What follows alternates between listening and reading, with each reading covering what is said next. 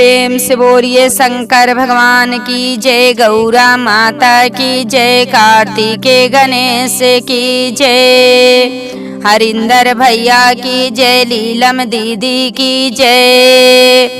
तो देखिए गुरु भाई ने आप लोग के बीच बहुत सुंदर सी चर्चा के कथा सुनावत तनी। हमरी कथा की आप सब शुरू से लास्ट तक सुनम आ सुन के कमेंट बॉक्स में बताई कि हमार कथा आप सबन के गुरु महीना कैसन लगल बटे गुरु भाई।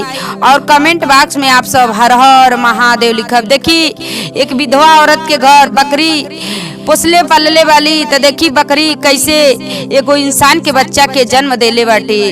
तो आप सब हमारे कथा के शुरू से लास्ट तक सुनम, तब्बे जानम एक कथा के भाव, कथा के ज्ञान, एक कथा के रहस्य, तब्बे जानम कि कैसे विधवा औरत के घरे कैसे एक बकरी इंसान के बच्चा भइल बाटे। तो आप सब हमारे कथा के शुरू से लास्ट तक सुनम। देखी एगो गांव रहल, एक गांव रहल, वो गांव में पति पत्नी लोग रहल लोग, वो गांव में पति पत्नी लोग रहल लोग। उनके बहुत कुछ समय बीत गईल रहल, कुछ समय बीत गईल, एको उनके बाल बच्चे ना भइल ने, एको उनके बाल बच्चे ना भइल ने। केहू कहल कि केहू गुरु बहिना कहल कि अरे इतना दिन हो गईल बाटे तोहरे एको बाल बच्चे ना भइल बाटे, आ काहे तनी महादेव जी से आखिर में दौड़ दवाई इतना करा भइलू ना बाल बच्चे भइने। तो तनियरी महादेव जी के भोलेनाथ के मंदिर में जैतू, भोलेनाथ से कहतू कि हे भोलेनाथ इतना समय बीत गईल कि हमके एको बाल बच्चे ना भइल बाटे एको।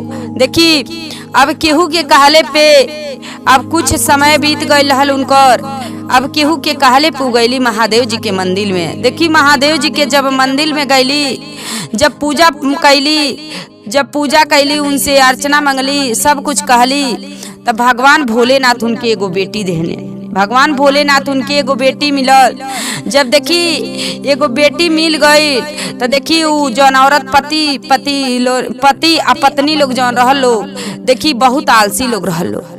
देखी गुरु बहिना बहुत आलसी लोग रहल लोग। जब बेटी मिल गईली तब कहता लोग का कि इतना दिन पे ते देबो कइने, तो का करे हमके बेटी देहने, बेटा देले रहते। अरे बेटा रहत तू बढ़त, ओके पढ़ौती लिखौती बढ़त, अपन सियान होत कमात, ओकर बियाह शादी कर देती, हमन के दू रोटी कमा के खिएबो करत, ओकर मेहरारू आ। तो बेटी वाइल वाली तीते जब सियान हुई तो दूसरे के हाथ पकड़ा देवल जाई। देखी वो लोगन के इतना भ्रम रहल कि बेटी के कुछ मान सम्मान ना रहल, बेटा के ही ये लोग भुखाइल रहल लोग।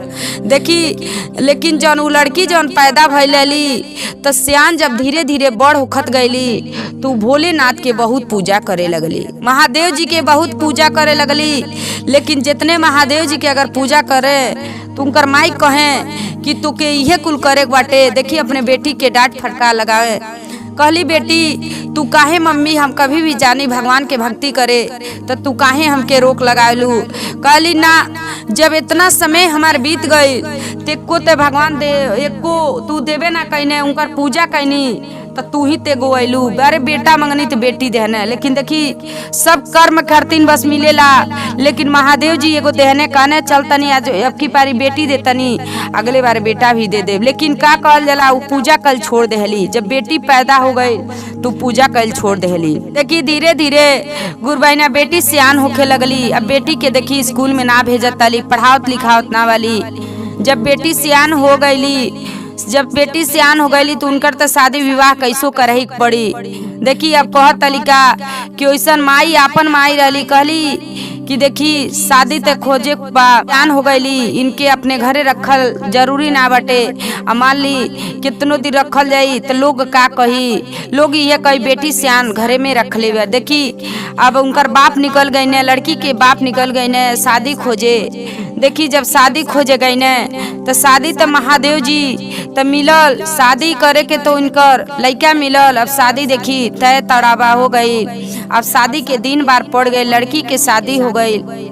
लड़की के जब शादी हो गई बात देखी महादेव जी इनकर कैसे परीक्षा लेता ने केहू देखी गुरु बहिना कभी भी पूजा कैले में कभी भी जला कि आज हम इतना कहनी तो भगवान हमार का कहने, भगवान तो हमार बिगड़ते बाने।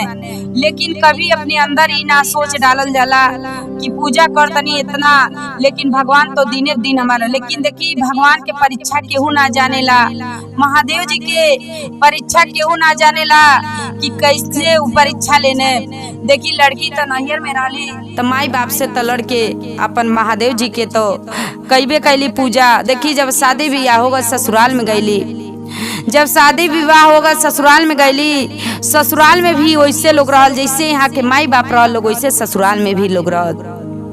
देखी जैसे शादी गुरबैना भइलल जन उनकर पति देव रहने उहो ताद उहो भगवान नाम के उनके भी लगे तनको मान सम्मान तनको पूजा पाठ के नाम के तनको चीज ना रह। देखी लड़की कितनों गई रही, कितनों अपने पति देव से कहत रही कुछ भी, लेकिन पति देव देखी हे काने सुनत रहने, हे काने निकाल देते रहने। देखी अब लड़की जौन रही अब बिलिख बिलिख के बहुत रोत अली, अब भगवान के महादेव जी के पुकारत अली कि का ये महादेव जी हमके जौन हमार पति देव भी देनी उहो दिन राती हमरे पे कुछ हमके समझे बुझे ने ना। अब बताई अब हम का करी। देखी जब कहत अली एक से ना सुख रही तो दूसरे नैहर में बढ़ने तो माई बाप लोग वैसे बात ससुराल भी हमके वैसे देनी कि हे महादेव जी ये हमरे साथे आप का कहनी। अब देखी महादेव जी से अब पुकारत अली, महादेव जी के कहत अली कि गौरा मैया का कह महादेव जी से का कहत तनी गौरा मैया कि का आप काहे इतना शिष्या इतना नैहर में रहली तबो आपके इतना तपस्या कैली, ससुराल में गईली तबो ना आपके भुलाइल बानी, आखिर में आप काहे वो शिष्या के साथे काहे आप इतना दुख काहे शिष्या के देतनी, इतना कष्ट काहे शिष्या के आप देतनी। देखी गौरा मैया अपने महादेव जी से कहतनी, महादेव जी कहतनी कि ठीक बा धरती पे तो बहुत लोग दुखियारी बाटे, लेकिन तू कहतलू तो ले आओ उनकर हम सब कुछ सुन लेतनी। देखी अब महादेव जी क्या कहनी, कुछ समय बीत गई हल 8-10 साल बीत गई, उनके एको बाल बच्चे ना भइल रहने, एको वो शिष्या के बाल बच्चे ना भइल रहने। जब बाल बच्चे ना रहने तो केहू उनके घर में केहू मान सम्मान कुछ ना रह। देखी कुछ समय जब बीत गई तो महादेव जी उनकर जौन सुहाग रहल उनके सुहाग के हटा देने। देखी हटा देने अब बूढ़ी माई कहली का अरे अइलू तो हमार बेटा तो चल गई ने, लेकिन आज ले तू एको तोहरे कोख से एको बेटा चाहे बेटी नहीं पैदा भल। देखी अब शिष्या बेचारी बहुत रोए लगली, बहुत रोए लगली, ये रोए लगली कि का ये महादेव जी जो सुहाग भी रहनी उहो ले ले हनी, केहू अब आगे पीछे ना आए। लेकिन देखी ससुर भी ना रहने, जब ससुर ना रहने अब दोनों जानी के नामे सास अब पतो बच गए लोग घर में। देखी दोनों जानी के नामे अपन जौन हर हिस्सा होला सब चढ़ गई। देखी लेकिन कितनों उनकर सास जौन रहली कितनों इनसे झगड़ा कैली कुछ भी कैली, लेकिन घर छोड़ के गईली ना। देखी जब घर छोड़ के गुरबहिना गइल ना बाटी तो देखी महादेव जी के लीला अपरंपार हवे। देखी महादेव जी उनके एगो उनके बकरी मिलल बाटी, एगो बकरी मिलल बा। वो बकरी इतनी सुंदर रहली, इतनी सुंदर कि वो बकरी के अपने घरे ले अली, घरे ले अली अपन ओके लगली खियावे पियावे, ओके लगली पोसे पाले, ओके पोस पाल के बहुत अच्छा से खिया पिया जैसे बाल बच्चन के सेवा कर जाला वैसे बकरी के सेवा करे। अब बकरी आऊ लड़की जौन शिष्या रहली लोग रहे लगल, लोग सास जौन रहली तो उनके छाड़ देले रहली। देखी दोनों जानी लोग रहे लगल लोग। जब कुछ समय बीतल लड़की के गर्भ जौन बकरी रहली बकरी के गर्भ से बहुत सुंदर के एगो इंसान के बच्चा पैदा भइल, एगो इंसान के बच्चा पैदा भइल। और जब देखी इंसान के बच्चा पैदा भइल बाटे तो लड़की देख के जो लड़की शिष्या जौन पोसले रहली अब इंसान के बच्चा जब पैदा भइल बाटे तभी बहुत खुश हो गईली। कहत अली का महादेव जी हमार बहुत आप बात सुननी, हमरे बहुत दुख रहल, चली हमरे गर्भ से ना अगर बेटा पैदा भइने तो बकरी ही देख के। देखी गुरबैना बकरी तो पोसले रहली, अब बकरी की अब पेट से इंसान के बच्चा पैदा भइल बाटे, इंसान के बच्चा पैदा भइल बाटे। अब देखी उ सोच के कहतली कि चलो हमरे गर्भ से ना एको संतान भइने तो चलो महादेव जी हमके एगो बकरी ही देनी, ओके सेवनी पोसनी, तो एगो उनके ही पेट से एगो बच्चा इंसान के बच्चा पैदा होल। देखी अब वही के उ का कैली लड़की, अब वही बकरी के जौन इंसान के बच्चा पैदा भइल ने, अब वही के पोस पाल के अपन सेवा, जैसे लइकन के सेवा कल जाला वैसे इंसान के बच्चा तो पैदा भइले रहने, उनकर सेवा कैली, पोस पाल के बढ़न कैली। जब देखी जब इंसान के बच्चा बकरी के पेट से पैदा भइल, अब गांव में शोर मच गई, गांव में अब शोर मच गई कि विधवा औरत के घरे एगो बकरी रहली है, अब बकरी ही इंसान के बच्चा देले बटे। देखी अब गांव में पूरा अगल बगल घर में 10 गांव में शोर हो गई कि बकरी के पेट से इंसान के बच्चा पैदा भइल बा। देखी जौन सास रहली, अब वो लड़की के जौन सास रहली, अब उस सासू सोचली, अब सास सोचली कि इनके तो हम घर से बाहरे खेदत रहनी, इनके से हम घर से बाहरे खेदत रहनी, ई ना गईली, यही घर में अपन एक कोने रह के आ बकरी के जब ले ली, बकरी इनके मिलल, बकरी की ले आके पोस पालत रहली, खियात पियात रहली, तब भी इनसे हर वक्त ही बोलत रहनी, डांटत रहनी, लेकिन ये अपन वाली ना छोड़ली, ये अपन वाली ना छोड़ली। आ जात रही महादेव जी के, जब देखी केहू ना रहल तो जात रही महादेव जी के अपन मंदिर में, तो हम इनके हमेशा इनके पे डांट फटकार लगात रहनी, हमेशा इनके बोलत डांटत रहनी, लेकिन ये अपन वाली ना छोड़ले रहली। देखी ऐसे जौन जनता जे भी आवता, जे भी गुरबैना आवता, सब केहू से बूढ़ी माई ये कहतली कि इनकर हमार तो अब बेटा भी चल गई ने, अभी रहली तो कहनी अब तू भर रही के का करबू कि तूहू हमरे घर से चल जा, लेकिन ई ना गईली। काहे ना गईली कि इनके जगह रहे के ती ना गईली। देखी बकरी पोसली पलली और उन्हीं के पेट से इंसान के बच्चा पैदा भइल बाटे। देखी अब देखी सास आ जौन उनका लड़की रहली, पतोही रहली, अब दोनों जानी अपने में बातचीत लोग करे लगलो। देखी दोनों जानी अब घर में महादेव जी तो कैनो प्रकार से ही एगो बेटा के संतान देहनी। काहे से लड़की के ऐसा काहे घटना भइल कि घर में गईली ने वो ससुराल में केहू माने जाने वाला रहल, ने नैहर में केहू माने जाने वाला रहल। कहली अब कहाँ जाई, नैहर में जाई तो माई बाप ऐसी बानी, ससुराल में तो जवन दुख यहाँ बा तवन दुख नैहर में बा, तो हम का करे जाई। अपन देखी वो लड़की शिष्या वो अपने ससुराल में ही दुख कटली, सब कुछ कैली, उनके भगवान एगो संतान देहने, कैसो देहने संतान।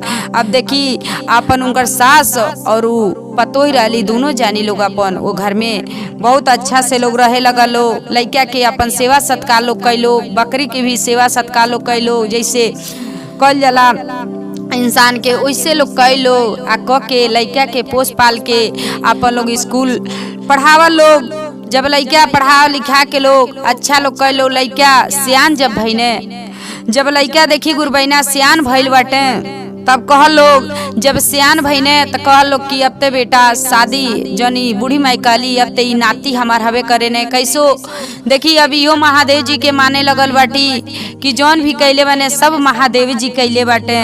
देखी अब नाती तो अपने पतोही से कहतली अब ते नाती शादी विवाह करे लायक हो गइल बने, आ तू जौन कहबू तौने होई। देखी अब नाती के लोग शादी लोग कैली, नाती के शादी कैली, नाती के अब जब घरे अब पतोही आ गईली, अब देखी पतोही जब आ गईली, अब वही जैसे उनके जीवन के सुधार होखे लगल बाटे, सब आगे बढ़ंती होता, सब कुछ होता। वही घर में देखी अपन सास पतोही मिल के सब के उसी चर्चा भी होता, भगवान के भक्ति लोग कहता, महादेव जी के मंदिर में जातली।